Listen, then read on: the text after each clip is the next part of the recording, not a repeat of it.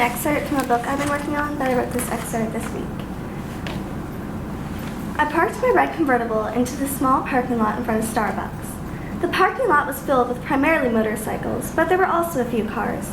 I turned off the engine and pulled the key out of the ignition. Grabbing my black purse and thrusting the keys into the outside pocket, I opened the door of my convertible and stepped out. The heat of the hot sun burned against my skin. Before I closed the door, my OCD urged me to press the lock button a few more times, which I did. I then slammed the car door shut. My OCD also encouraged me to make sure the door was shut properly. I stepped onto the outer platform, where a few teenagers sat and sipped coffee and ate pastries. I noticed a few girls glancing over at a table of boys and giggling obnoxiously when they received eye contact with one of them. I rolled my eyes at their juvenile behavior, but smiled as I remembered the time that I had done the exact same thing. I received a few glances from the boys at the table, but I ignored them. I was already taken and was not interested in having anyone replace my dear Justin. Even though I have not seen him or heard from him for a year, my feelings towards him have not ceased. In fact, they have increased. I yearn to see him, to see his smile, always so perfect, his beautiful eyes, the colors dancing playfully back and forth. And just to speak with him again, his words always so sweet and loving, showing me that he cared. I exhaled, brushing my dark brown hair out of my face, awakening myself from this daydream, and continued to walk towards the door. I took a quick glance at the big green letters on the side of the coffee shop. They spelled Starbucks, in large green lettering with a white outline. The sides of the building were made completely of glass, revealing the many people inside, eating an assortment of treats and drinks. I gripped the metal handle of the door, which was very warm from the heat of the sun, and pulled. The door was heavier than I expected. I leaned backwards and pulled again, using both my arm muscles and my back. The impact of the cool air was extremely refreshing. I stepped inside, letting the door fall shut behind me. I squeezed in line behind a large woman who wore a bright red dress. She wore an abundance of expensive-looking jewelry, and the scent of perfume reeked from her, making me want to gag. Don't get me wrong, I love wearing perfume, but this lady, she was wearing way too much.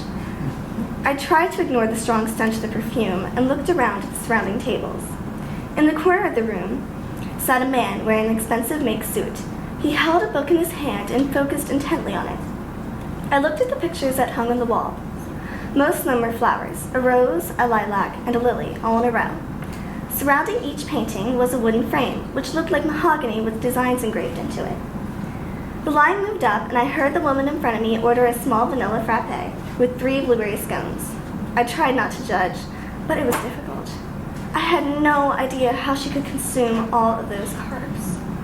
I would be lucky if I could eat one of them. For some reason, the dense texture was too difficult for me.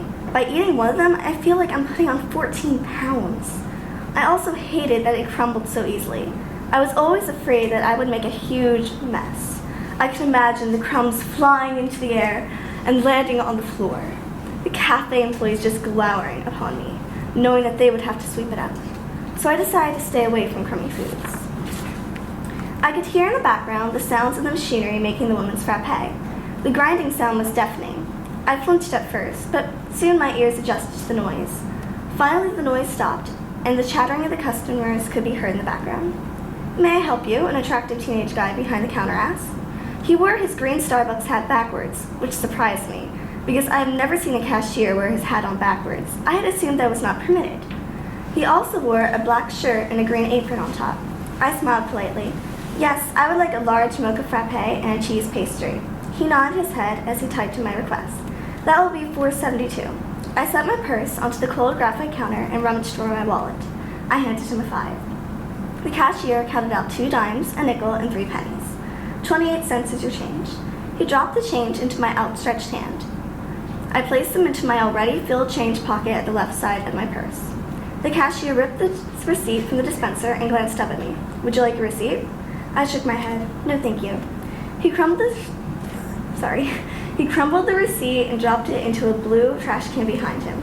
He then gestured to a circular counter beside a stack of coffee cups, lids, straws, which were in small bucket, and a few bunches of plasticware, which were also in small little buckets.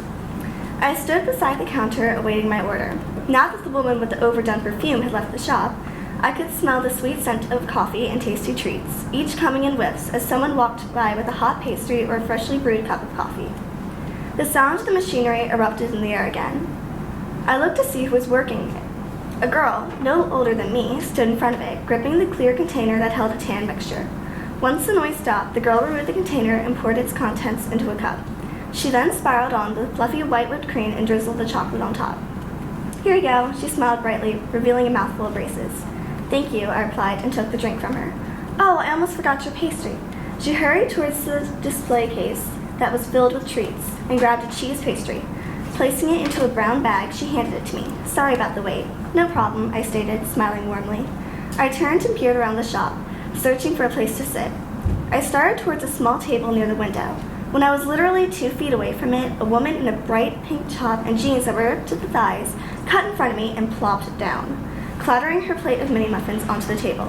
I stood, annoyed, and turned abruptly, deciding that I did not wish to sit inside anymore. I walked outside, hoping that Avery was done with his walk and would meet me in front of Starbucks just as he promised.